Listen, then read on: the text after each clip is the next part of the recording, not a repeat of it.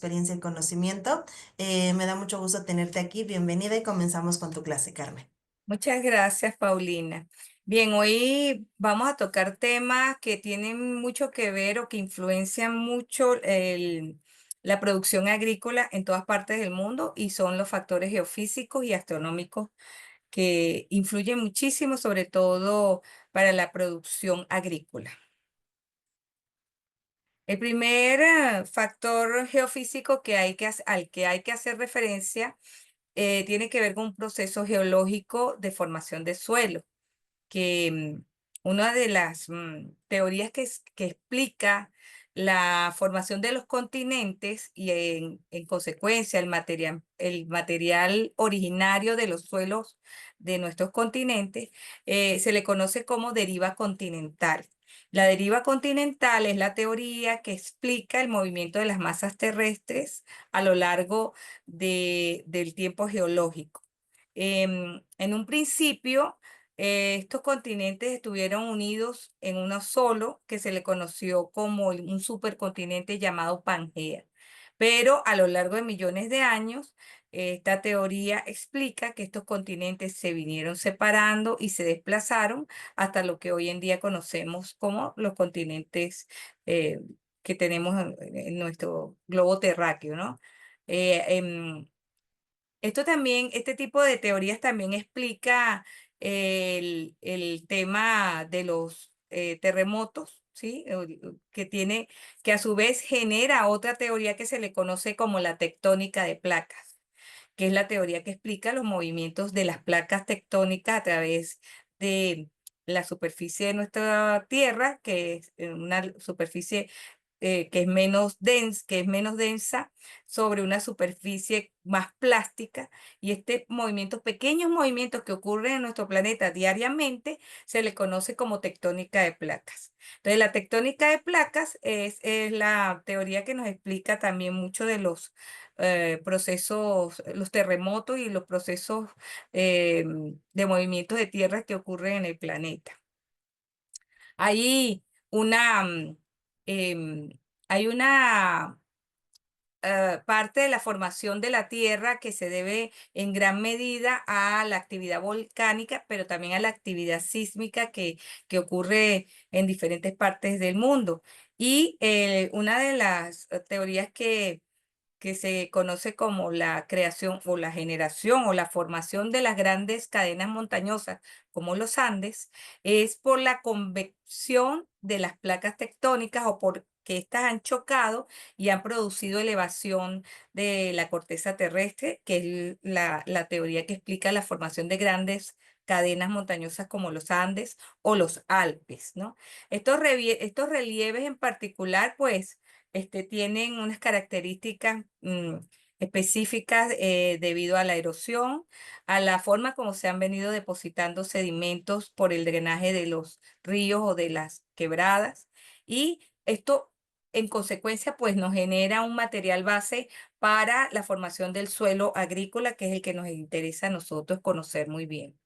Aquí podemos observar lo que se conoce como el cinturón de fuego, que está muy vinculado a las placas tectónicas y a su vez a la presencia de volcanes activos en el planeta Tierra. Este anillo de fuego, como también se le conoce, es en donde ocurren el 81% de los sismos más grandes que se han originado a lo largo de nuestro planeta Tierra y el 75% de los volcanes activos del planeta. En este anillo de fuego, cinturón de fuego, se están ubicados los volcanes como el Krakatoa, el monte Fuji de Japón, el monte Santa Elena en Estados Unidos, el que está en México, el Chichón en Chiapas, el Nevado del Ruiz que está en Colombia. Son volcanes que tienen una actividad importante y que se han mantenido en erupción en, en los últimos años. La formación de, la formación de las cuencas sedimentarias como por ejemplo, una de las más importantes para nosotros, sobre todo los que estamos en el continente americano, es la cuenca del Amazonas, que incorpora varios países que tienen están ubicados en la cuenca amazónica, como Brasil, por supuesto, el país que más tiene área de la Amazonía suramericana, Venezuela, donde nace la cuenca amazónica, Colombia, Perú, Ecuador, Bolivia, Guyana, Surinam y la Guayana Francesa. Vean la cantidad de países que están involucrados en la cuenca del Amazonas y que tienen actividades agrícolas que afectan de una u otra forma lo que representa para los suramericanos el lugar donde se encuentra la mayor biodiversidad, incluso la mayor biodiversidad del planeta Tierra, que es la Amazonía, ¿no? Los ríos Amazonas y todos los tributarios que nacen en diferentes partes, en diferentes países de lo que ya mencioné, son los responsables de transportar y depositar grandes cantidades de material sedimentario que, por supuesto, genera una riqueza a nivel agrícola en esta zona. Otro aspecto geológico y geofísico que nos interesa desde el punto de vista de la producción de alimentos o desde el punto de vista agrícola es la formación de los valles aluviales o llanuras de inundación, que también se le conoce así, debido a que estas son áreas donde hay una deposición continua, perdón, de sedimentos debido a las inundaciones de los ríos que por ese valle o por esa llanura se encuentran, dejando un nivel de fertilidad muy elevado y que se reconocen porque son suelos profundos, muy fértiles y por supuesto que permiten un desarrollo adecuado de las raíces de las plantas. En este caso les estoy trayendo la foto de lo que es el delta de la llanura del Orinoco, que sale hacia el Mar Caribe, pero el valle aluvial que alimenta esta zona está ubicado entre Colombia y Venezuela y es una gran llanura de una alta actividad agrícola por su fertilidad elevada. Un ejemplo a nivel mundial, a lo largo de la historia de nuestra vida en el planeta Tierra, es el Valle del Nilo en Egipto, que tiene unas características, o que tenía unas características similares a, a esta llanura del Orinoco entre Colombia y Venezuela, porque hoy en día pues sabemos que esa fertilidad del Valle del Nilo pues ha ido menguando debido a la alta explotación que tuvo y a la, bueno, poca reposición de la materia orgánica en esos suelos que de ser muy fértiles pues dejaron de serlo debido al manejo excesivo del uso del suelo. Otro ejemplo importante que tiene que ver con la formación de cuencas sedimentarias son aquellas cuencas conocidas como cuencas lacustres, que fueron formadas por antiguos lagos cuyos sedimentos han tenido gran impacto en la cultura agrícola de los países en los cuales se encuentran. El ejemplo clásico en Sudamérica es la cuenca del Altiplano, que involucra a dos países como Bolivia y Perú. Es una meseta de alta elevación, está a gran altitud entre las cordilleras oriental y occidental de los Andes, entre Bolivia y Perú.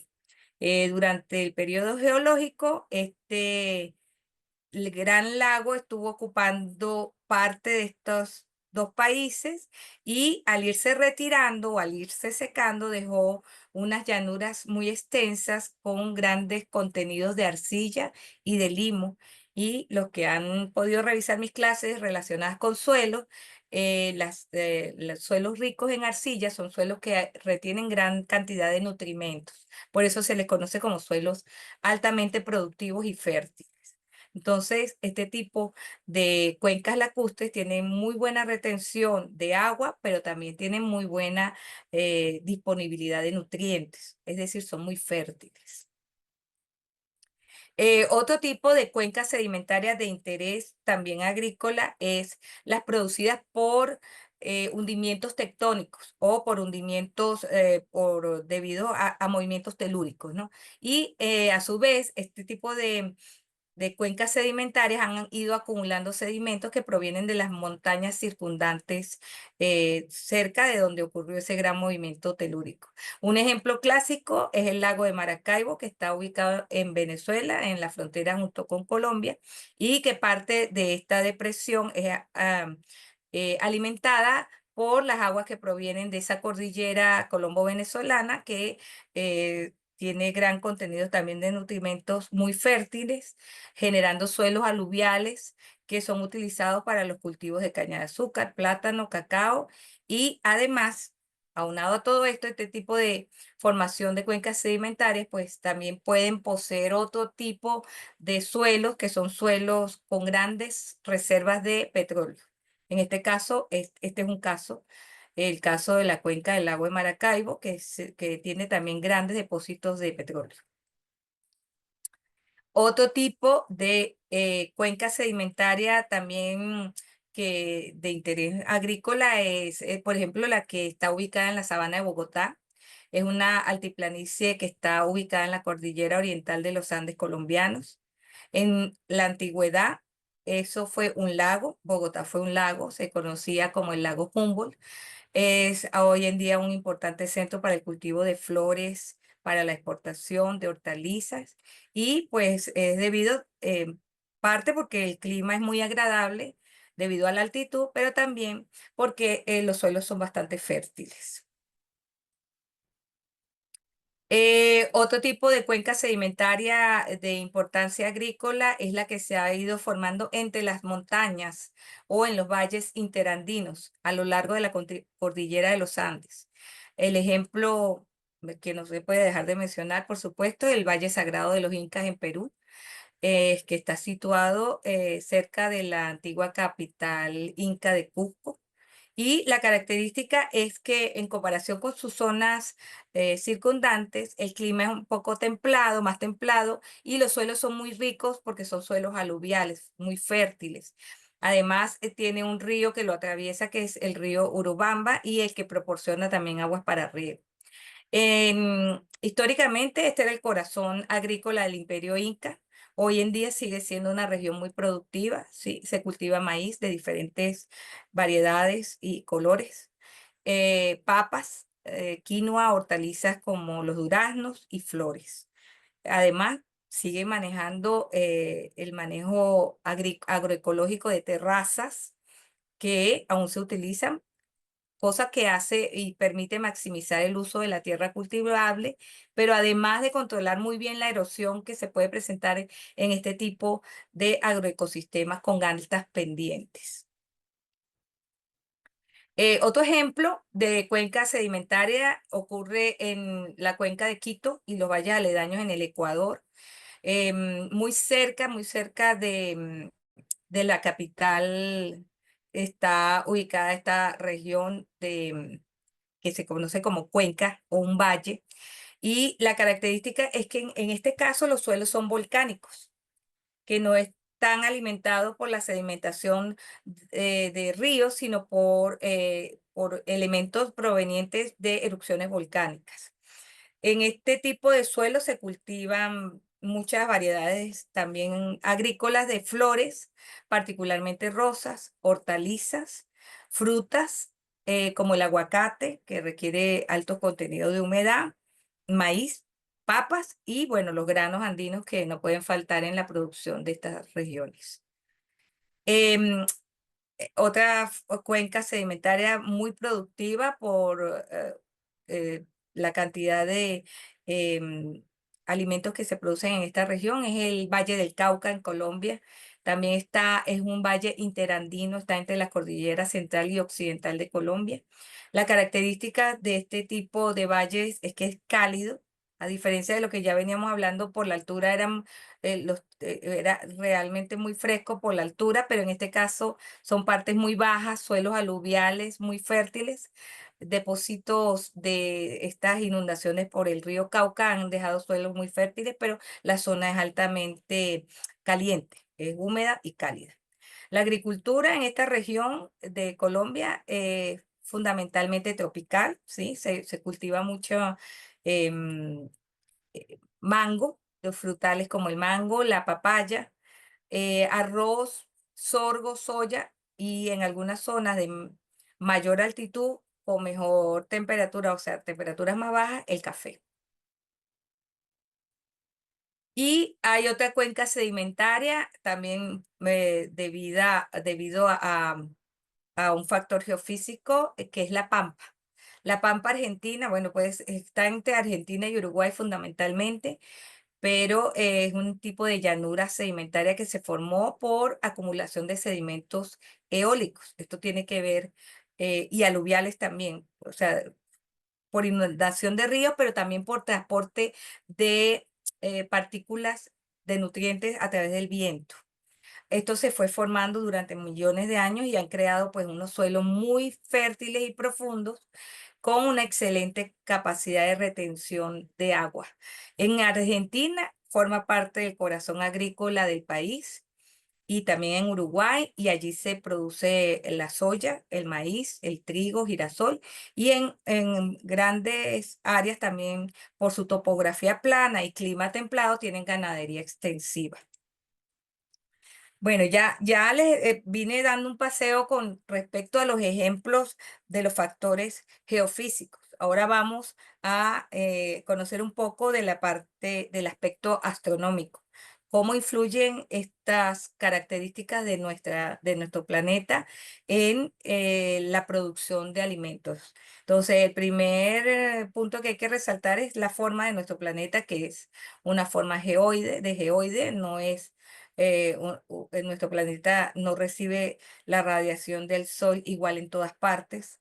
El lugar donde más, el, el lugar del planeta donde el sol llega de una forma más directa es el ecuador, ¿sí? En donde los rayos se dispersan menos y el ángulo de incidencia es muy cercano a los 90 grados. Eso significa que se concentra una gran cantidad de energía en un área menor y lo que se traduce como una mayor temperatura y, por supuesto, mayor radiación durante todo el año.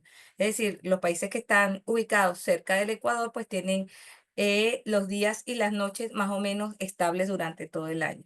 A diferencia de aquellos que se encuentran en el norte o en el sur, en donde los rayos del sol pues se dispersan más sobre un área más amplia, porque además de la forma de geoide que tiene la Tierra, nuestro planeta tampoco está de manera perpendicular, sino que tiene una inclinación de unos 23 grados en relación con la perpendicular.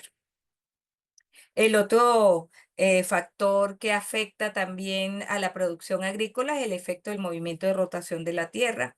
El giro de la Tierra sobre su propio eje tarda aproximadamente 24 horas y este es el proceso responsable de la alternancia entre el día y la noche.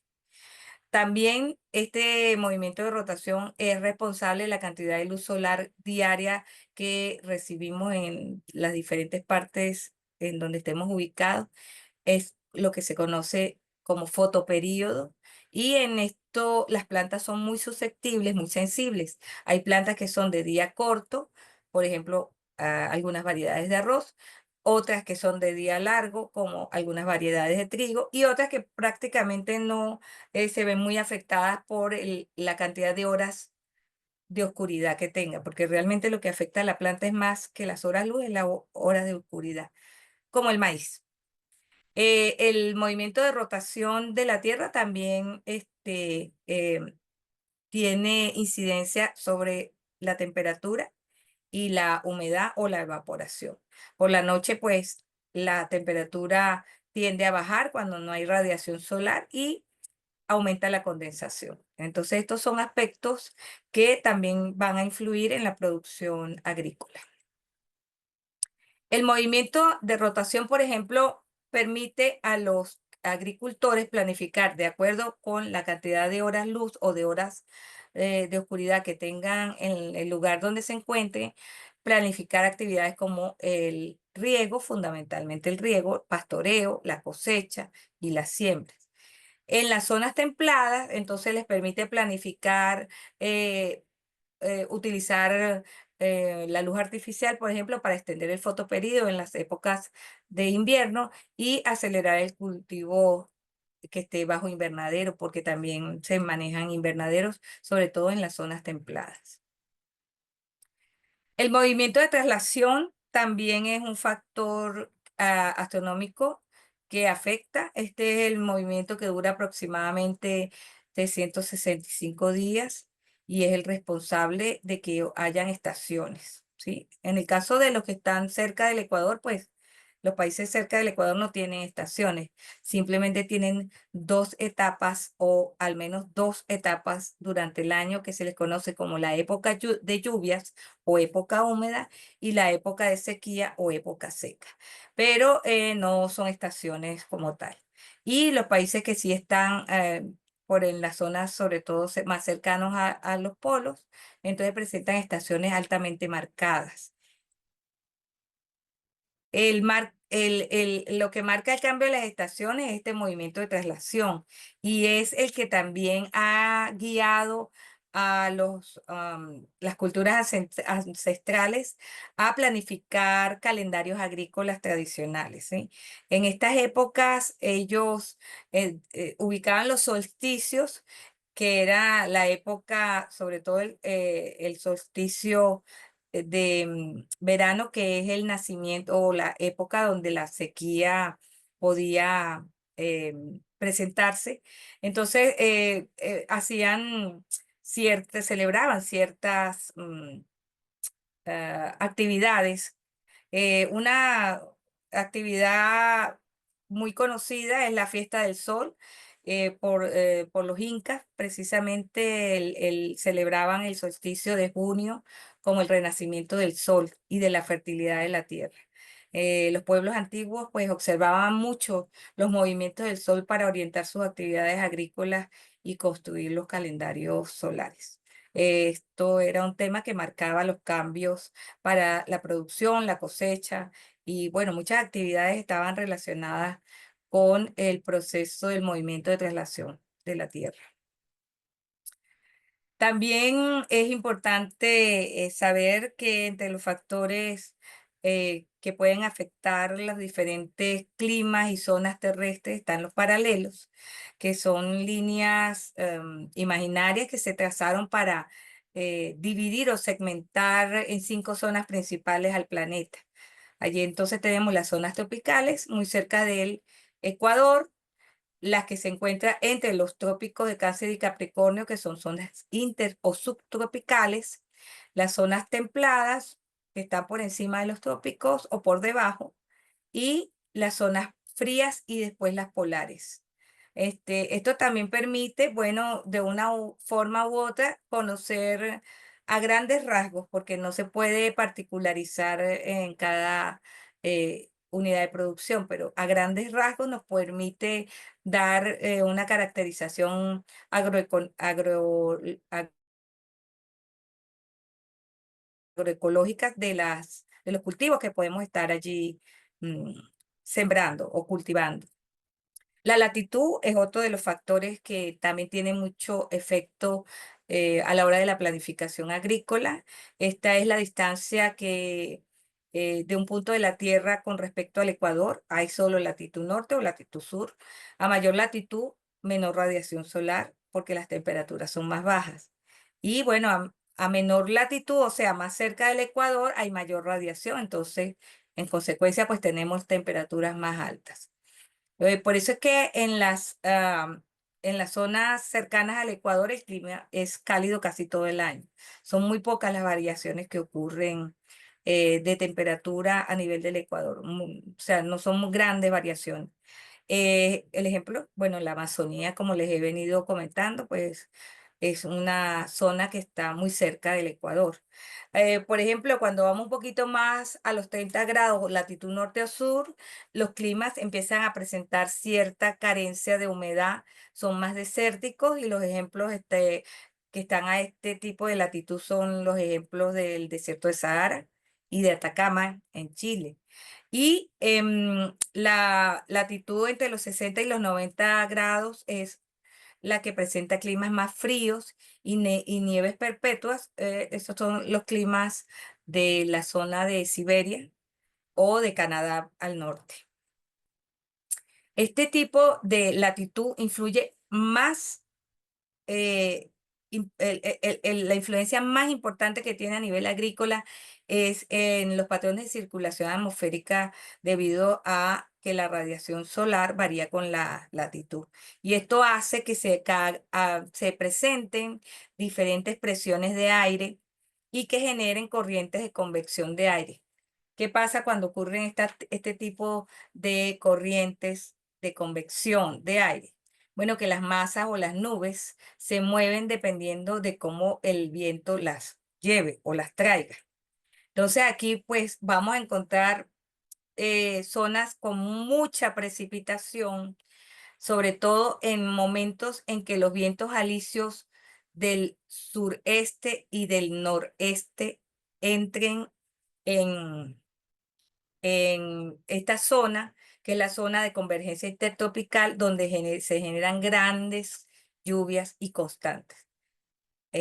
Tenemos unos 4 o 5 días en que esta zona de convergencia intertropical está muy activa en los países de Colombia y Venezuela. Hay presencia de lluvias constantes, en algunas zonas inundaciones, debido precisamente a que está muy activa la zona de convergencia intertropical en este momento, porque se ha creado una fuerte presencia de masas provenientes del noreste, de los vientos alisios, y está generando grandes precipitaciones en estas zonas del planeta. Otro ejemplo es el ascenso del aire húmedo a los 60 grados de latitud. En este caso, pues la característica es que los climas son más templados, como más templado, como en el ejemplo del sur de Chile, ¿ok? Pero también presenta, con la presencia del aire húmedo, también se presenta zonas de alta precipitación, ¿no?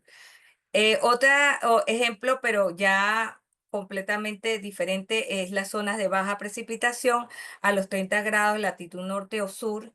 Este tipo de descenso es debido al aire seco subtropical, y en este caso la característica más importante que se va a presentar en esta zona es la ausencia de humedad. No va a haber mucha humedad. Eso es lo que ocurre, por ejemplo, en el desierto de Sahara, ¿sí? También al norte de México se puede presentar este tipo de fenómeno. Y en los polos, aunque los polos son temperaturas muy frías, pero en términos generales es muy poca la precipitación que allí ocurre, es decir, también es muy baja la zona en cuanto a la precipitación. Aquí hay un resumen de los cultivos que se pueden eh, incorporar dependiendo de la latitud en la que se encuentre la persona o el grupo que quiera mm, cultivar alimentos, sembrar cultivos. Por ejemplo, entre los 0 y los 15 grados, la temperatura seguramente va a estar bastante elevada. Entonces, el tipo de cultivo hay que buscar que sean cultivos tropicales. eh, Pueden requerir tal vez drenajes, porque acuérdense que es una zona donde puede haber alta precipitación, como el banano, la yuca o mandioca, el arroz inundado, que también se puede producir a esta latitud. Estos son ejemplos, por supuesto que pueden haber otros cultivos, muchos más. Entre los 15 y los 30 grados se recomiendan cultivos como el sorgo, y algunos cactus comestibles. Acuérdense que esta es una zona con muy poca precipitación o muy poca disponibilidad de agua. Entre los 30 y los 45 grados de latitud, pues es una zona intermedia, es variable, ahí se pueden sembrar otras cosas, pero se recomienda trigo, maíz, los viñedos también. En latitudes de 45 a 60 grados, pues muy baja la temperatura y el agua es moderada. Aquí se pueden también incorporar cereales de ciclo corto, tubérculos como las papas. Y a más de 60 grados, pues la temperatura es muy baja, la humedad es muy baja. Entonces aquí ya tendríamos que manejar cultivos de invernadero o si estamos trabajando con animales, con producción animal, pastoreos extensivos. Ok, otro factor que también puede tener cierta influencia en la producción de alimentos es el campo magnético de la Tierra. El campo magnético se genera debido al movimiento del hierro fundido del núcleo de nuestro planeta y es como el escudo protector de las radiaciones solares y cósmicas hacia que pueden llegar a nuestro planeta, pero el campo magnético es el que nos protege que esto no nos afecte. Visualmente se representa como unas líneas que salen del sur, del polo magnético del sur, hacia el polo magnético del norte, formando una estructura similar a un imán gigante. Uno de los otro factor que también está relacionado con el campo magnético y también nos protege de las radiaciones que pueden provenir del sol, se le conoce como cinturones de Van Allen.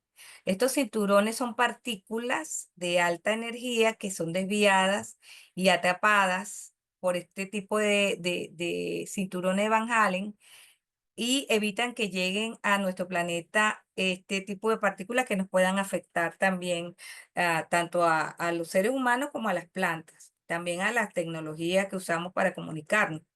Esta desviación de la radiación solar dañina genera también un efecto que visualmente es muy bello, es hermoso, que es las auroras. Las auroras es la evidencia visual de que nuestro planeta está siendo protegido por el campo magnético y por los cinturones de Van Allen. Se producen estas auroras, bien sea boreales o australes, dependiendo de dónde ocurran, si es al norte o es al sur del planeta. Ok, ¿por qué es importante el tema del campo magnético, sobre todo cuando queremos producir alimentos o, o manejar seres vivos? Porque existe un proceso que se le conoce como magnetorrecepción, que es la habilidad de algunos seres vivos, particularmente insectos de interés agrícola como las abejas y las mariposas, pero también de aves, de peces, de tortugas, e incluso de bacterias, para detectar este campo magnético y usarlo para orientarse. Algunos científicos han tratado de explicarlo y existen varias teorías. Una es que, por ejemplo, en el caso de las abejas, que utilizan el campo magnético para ubicarse durante el vuelo y llegar, poder ir a largas distancias para localizar flores o alimentos y regresar a su colmena, utilizan unas partículas microscópicas de magnetita que poseen en sus cuerpos, especialmente a nivel del tórax o de la cabeza o cabeza del insecto, de la abeja. Estas partículas se alinean con el campo magnético terrestre como una aguja de una brújula y les permite entonces interpretar señales de dirección que les permite regresar nuevamente a la colmena cuando salen a buscar, cuando salen a rutas largas a buscar, sobre todo en época de floración de algunos cultivos, las abejas se pueden trasladar a grandes distancias para ir a tomar el polen de las flores y regresar nuevamente a la colmena. Una forma como se explica esa travesía tan larga y su retorno es utilizando el campo magnético. También hay otra explicación que se le ha atribuido a la visión magnética que poseen algunas especies de insectos como las mariposas monarcas, que viajan también grandes kilómetros, grandes trayectos se mueven en grandes masas y en grandes trayectos y es debido a una proteína que se le conoce como criptocromo, que está presente en los ojos de las mariposas. También en algunas abejas y en las moscas de la fruta se encuentra eh, esta proteína. Y esta proteína reacciona a la luz azul y cambia su estado según la orientación del campo magnético, permitiendo darles, entre comillas, visión magnética a estos insectos para ubicarse. Esa es otra explicación que se le ha atribuido a esta orientación con el campo magnético por parte de los insectos. Bueno, las mariposas monarcas realizan migraciones a grandes distancias. Este, Porque ellas se reproducen en un sitio en México, pero viajan por todos los Estados Unidos, hasta desde Canadá, desde Canadá hasta México, y de México otra vez vuelven a regresar a Canadá, pero pasan todo ese trayecto y según las investigaciones, bueno, la forma como ellas se orientan es a través del campo magnético. Por eso es que es importante también conocer los efectos de la contaminación electromagnética en nuestro planeta, porque en el caso de los insectos que son polinizadores, como las abejas, que son las principales polinizadoras de nuestro planeta, ellas utilizan el campo magnético para orientarse desde la colmena hacia las flores y de las flores a la colmena. Y si esto se ve afectado por líneas eléctricas o por contaminación electromagnética, por equipos radiomagnéticos, pueden entonces desorientar a los polinizadores más importantes del planeta.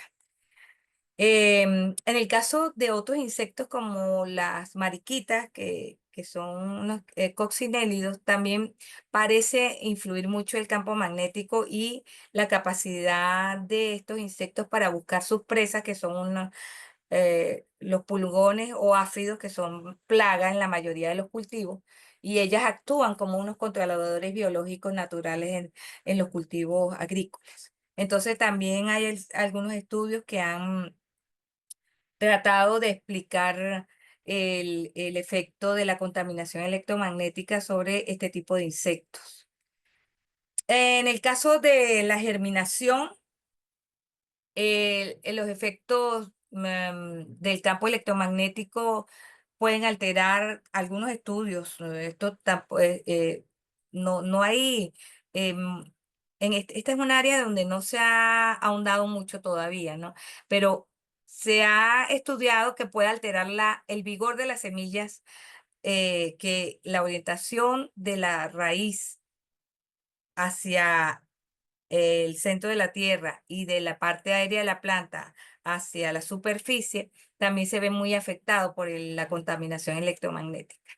Entonces puede afectar en el proceso o la velocidad de germinación de algunas semillas que han sido expuestas a campos magnéticos artificiales, que esto es algo que tiene que ver es con la contaminación electromagnética, porque de manera natural la planta va a buscar la raíz, el geotropismo, y la parte aérea siempre va a ir hacia el fototropismo, o sea, buscando la luz solar.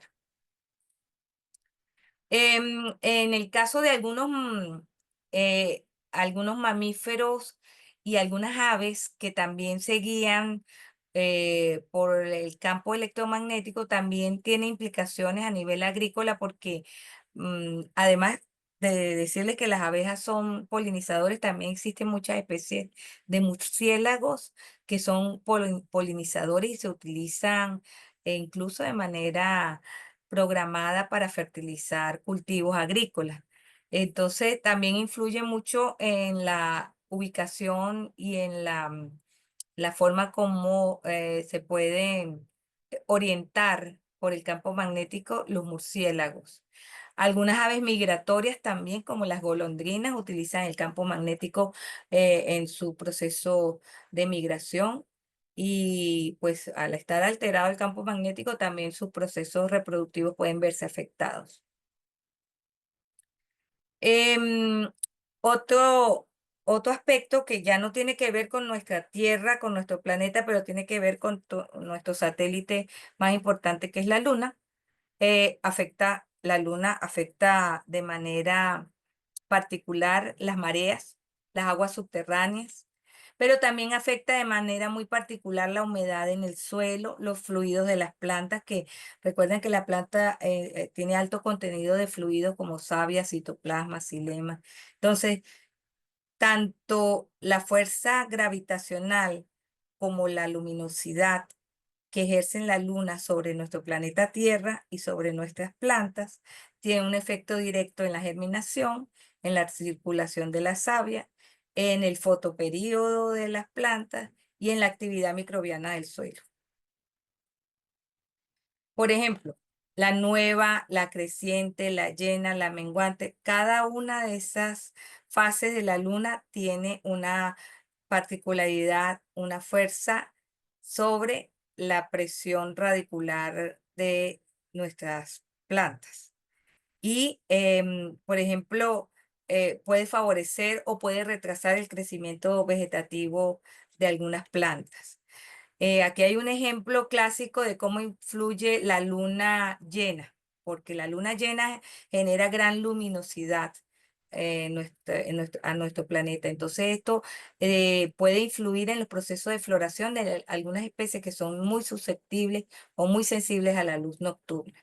Puede también alterar la síntesis de algunas hormonas o fitohormonas que tienen las plantas que, por ejemplo, las auxinas y las giberelinas, las giberelinas se pueden estimular con la luz de la luna llena y se pueden promover entonces procesos de división celular que hace que crezcan más las plantas, no se elonguen más sobre todo. Claro, la presencia de la luz a las plantas la va a activar inmediatamente. La luna nueva es un periodo de descanso y preparación, ya que la savia se concentra en las raíces. Generalmente, mm, los antiguos agricultores no recomendaban sembrar en luna nueva ni cercano a los días de luna nueva, ya que se enfocaban más en preparar suelo, eliminar malezas, podar y fertilizar. En cuarto creciente, una característica es que la savia comienza a ascender con esta fase de la luna, favoreciendo el crecimiento de las partes aéreas de las plantas. Entonces, los cultivos que se recomendaban sembrar en esta etapa de la luna eran los cultivos de hoja, ¿no? Los cereales y los pastos que pudieran generar un buen desarrollo foliar o de hojas. Em, sobre todo aquellos productos, aquellos cultivos que la hoja representa o es la parte comestible, como el coliflor, repollo, acelga. En el caso de la luna llena, tenemos una máxima circulación de la savia en las partes aéreas de las hojas. Los cultivos que se recomiendan en esta etapa de la luna son cultivos de fruto o algunas raíces como la zanahoria y los rábanos, aunque algunas creencias culturales se enfocan mucho en la agricultura de cuarto menguante, ¿no? Porque esta es la etapa en donde la savia desciende hacia las raíces y favorece mucho el desarrollo radicular. Entonces, el enfoque se daba mucho en cultivos de raíces y de tubérculos, que era, sobre todo, particularmente las regiones andinas, se enfocaban mucho en esta eh, teoría de utilizar la luna para la preparación de las tierras y de los cultivos, porque esta es una zona en donde se producen muchas raíces y tubérculos, y por eso se enfocaba mucho en el cuarto menguante, que era la época en donde la luna favorecía mucho la formación de raíces. Y como se cultivan muchas papas y muchas zanahorias, cebollas y ajo, pues se daban de muy buena calidad debido a que la savia pues descendía hacia la parte de las raíces y favorecía, por supuesto, la formación de este tipo de frutos. Como les digo, la agricultura lunar es un saber ancestral, se usa desde hace mucho tiempo, sobre todo los pueblos andinos. Tienen mucha información sobre el entorno natural y del uso de las fases lunares para la producción agrícola, pero también para la pesca, la cosecha y la recolección. Por ejemplo, para la pesca generalmente se considera la luna nueva como el peor momento de pesca. No es el momento adecuado para la pesca de acuerdo a que se cree que la falta de luz de la luna altera los patrones y los movimientos de los peces y los hace menos propensos a acercarse a la superficie. Y por supuesto que la pesca no es propicia en esta etapa, ¿no? En el cuarto creciente ya se observa un poco más de luz en la fase lunar y empiezan entonces a aparecer cierto tipo de peces que los hace más visibles a los pescadores. Y la luna llena se considera un buen momento para la pesca, ya que la luz de la luna puede facilitar primero la visibilidad a los pescadores para poder capturar los peces en la etapa nocturna, pero también porque el plancton de las lagunas y de las superficies de agua, de las masas de agua, el plancton busca también la luz porque el plancton, el fitoplancton, también produce fotosíntesis y los peces se alimentan es de fitoplancton. Este ya cuarto menguante es menos propensa para la pesca de acuerdo a las culturas ancestrales, ya que la fase lunar ha disminuido en su intensidad la iluminación y hace, hace menos activo, perdón, a los peces y entonces se hacen más difíciles de ubicar. Aquí hay un calendario lunar con unas prácticas tradicionales y la posible explicación científica que se le da hoy en día a este tipo de práctica tradicional que se daba en la antigüedad. Por ejemplo, en luna nueva se poda para evitar pérdida de savia y se deja en barbecho o en descanso la parcela o el área donde se cultiva normalmente. La explicación científica es que hay una máxima atracción gravitacional por parte de la Luna, lo que hace que haya un ascenso de humedad subterránea, ¿no? En la luna creciente, la práctica tradicional era sembrar cultivos de frutos aéreos, la parte aérea de hoja y el trasplante de las plántulas. Esto se debe a que hay mayor humedad superficial y el flujo ascendente de la savia ocurre en esta fase de luna creciente. Esa es la explicación que se le está hoy en día dando a estas prácticas ancestrales. La luna llena es una etapa en donde que se utilizaba para trasplantar las plantas em, sensibles y cosechar frutos jugosos. La explicación posible es que hay una gran influencia del metabolismo vegetal debido a que la luna llena pues produce iluminación y luz nocturna y eso inmediatamente afecta el tema de la fitohormona y el metabolismo de las plantas. Y la luna menguante es la etapa en las prácticas tradicionales donde se hacía la poda. Las podas más radicales se hacen en luna menguante, la cosecha de los cultivos que se consumen sus raíces y el control de plagas. Y una posible explicación fisiológica a a esta práctica tradicional es que en esta etapa de la fase lunar, el descenso de la savia es baja, es mucho menor el contenido de agua en los tejidos y por eso es que se realizan esas podas de formación tan drástica porque la, mm, el, el proceso de pérdida de humedad de la planta va a ser menor. Bueno, estoy abierta a preguntas, comentarios, cualquier información adicional que quieran aportar en relación con esta clase de los factores geofísicos y astronómicos de interés agrícola. Bueno, soy todo oídos.